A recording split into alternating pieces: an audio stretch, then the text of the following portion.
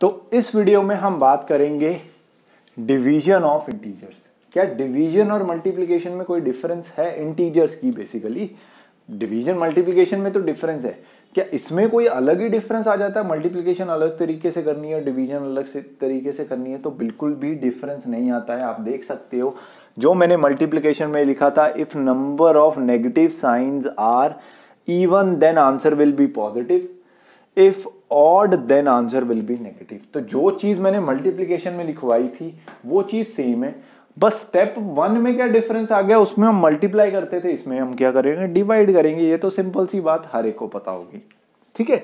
तो कोई भी डिफरेंस नहीं आया इसमें। दैट मीन्स 2-4 एग्जांपल्स करते हैं, आपको समझ में आ जाएगा। तो चलिए देखिए, अगर मैं यहां पे लिखूं -18 डिवाइडेड बाय 9, तो स्टेप 1 हमारा क्या है, डिवाइड नंबर्स। 8 और 9 को अगर मैं डिवाइड करूं तो मेरे पास 2 क्वोशिएंट बचता है। और यहां पे उसके बाद उसने स्टेप 2 में बोला check above, number of negative signs are even then answer will be positive, अगर ऑड है तो नेगेटिव है। यहां पे कितने हैं, एक ही है, एक क्या है, ऑड नंबर, इसलिए आंसर भी किस में आ जाएगा, नेगेटिव में आ जाएगा। एक और एग्जांपल करके देख लेते हैं।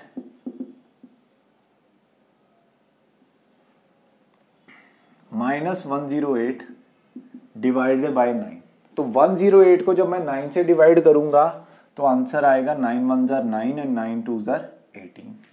Once again number of negative signs क्या है, चलो यार इसको भी नेगेटिव मान लेते हैं। तो नंबर ऑफ नेगेटिव साइंस अब क्या होगे, इवन हो गए, तो आंसर किस में आएगा, पॉजिटिव में। तो यही आपका आंसर है, ठीक है। तो है ना सिंपल, बस डिवीजन करनी है और कुछ भी नहीं करना, आंसर आपका ऑलरेडी आ जाएगा ऑटोमेटिकली। जो हमने मल्टीप्लिकेशन में किया था वही सेम चीज है इसमें। इसमें 2-3 चीजें और हैं जैसे हमने उसमें करी थी। अगर हम a को डिवाइड करें 0 के साथ तब क्या आंसर आता है, अगर हम 0 से a को डिवाइड कर दे, मतलब integer, a is a integer, a is an integer, a कोई भी इंटीजर है, कोई भी इंटीजर है, ये नहीं है कि ये एक ही इंटीजर है, कोई भी इंटीजर हो सकता है, कुछ भी वैल्यू पुट करवा दो इसमें, ठीक है। उसके बाद अगर a को मैं 1 से डिवाइड करूं तब क्या आंसर आता है, ठीक है। तो अगर मैं a को, इंटीजर को 0 से डिवाइड करूं तो आंसर आता है नॉट डिफाइंड। क्या आता है आंसर, नॉट डिफाइंड। आप अपने कैलकुलेटर में भी करके देखना, किसी भी नंबर को 0 से डिवाइड करके देखना, आपके कैलकुलेटर में या तो एरर आएगा, और अगर आपने कोई दो नंबर का नहीं, सॉरी, मतलब कोई ऐसा ले रखा है जो कंपनी का नहीं है, ठीक है, जो कंपनी का नहीं है, देसी माल जिसको बोलते हैं, अगर वो लिया है तो वो तो भाई बंदी हो जाएगा, ठीक है। अगर आपने कैसियो वैसियो या ऐसा कोई ओरिजिनल ले रखा है तो वो बंद नहीं होगा, वो एरर शो कर देगा। लेकिन जो पहले आते थे उसमें तो वो बंद ही कर देता था, ठीक है।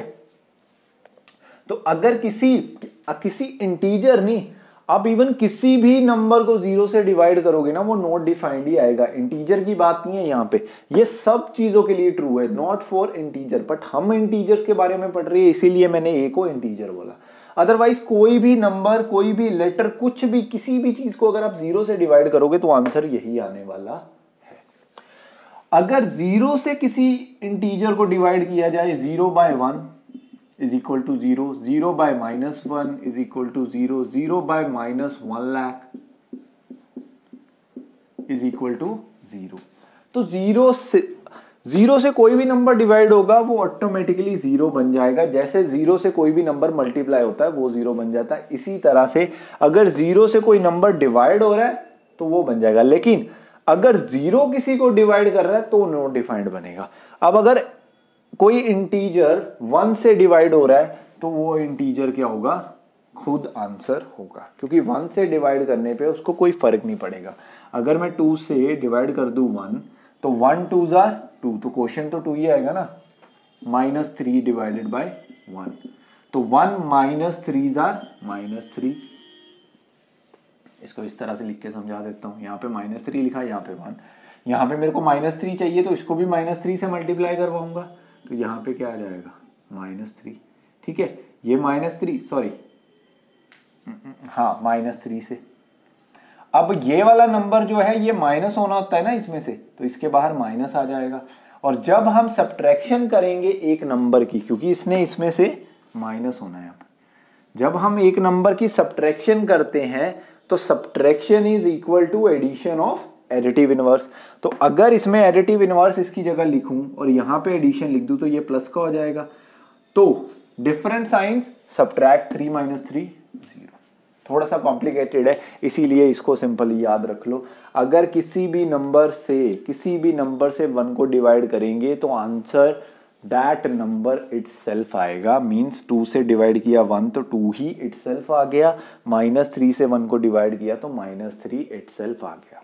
ठीक है, अब ये वाला मेरे दिमाग में घूम रहा है कि इसको मैं एक्सप्लेन करूं आपको अच्छे से, तो चलिए इसको एक बार ना एक्सप्लेन कर देते हैं। अदरवाइज आपका टॉपिक यहाँ पे सारा का सारा खत्म है। ठीक है, क्योंकि ये मेरे दिमाग में घूमता रहेगा कि यार एक्सप्लेन क्यों नहीं किया। तो देखो 1 से डिवाइड कर रहा हूं -3 को, इसके नीचे इसका सेम नंबर लिखना होता है तभी हमारा आंसर आता था।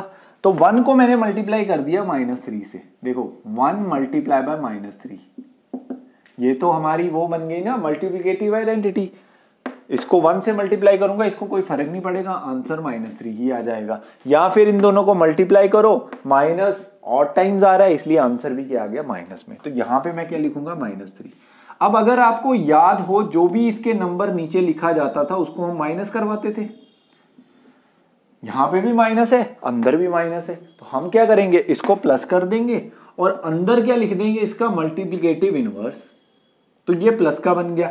तो डिफरेंट साइन सब्ट्रैक्ट 3 - 3 0, आंसर आ गया। तो यही चीज मैंने वैसे पहले भी समझाई थी। ठीक है, तो ये थी हमारी division of integers. Division of integer आ जाए, मल्टीप्लिकेशन ऑफ इंटीजर आ जाए, दोनों के दोनों बिल्कुल सेम है, कोई भी डिफरेंस नहीं आता।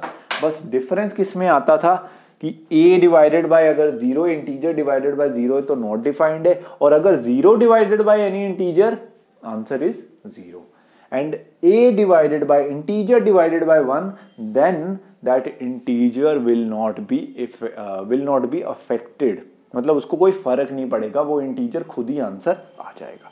तो ये थी हमारी डिवीजन ऑफ इंटीजर्स।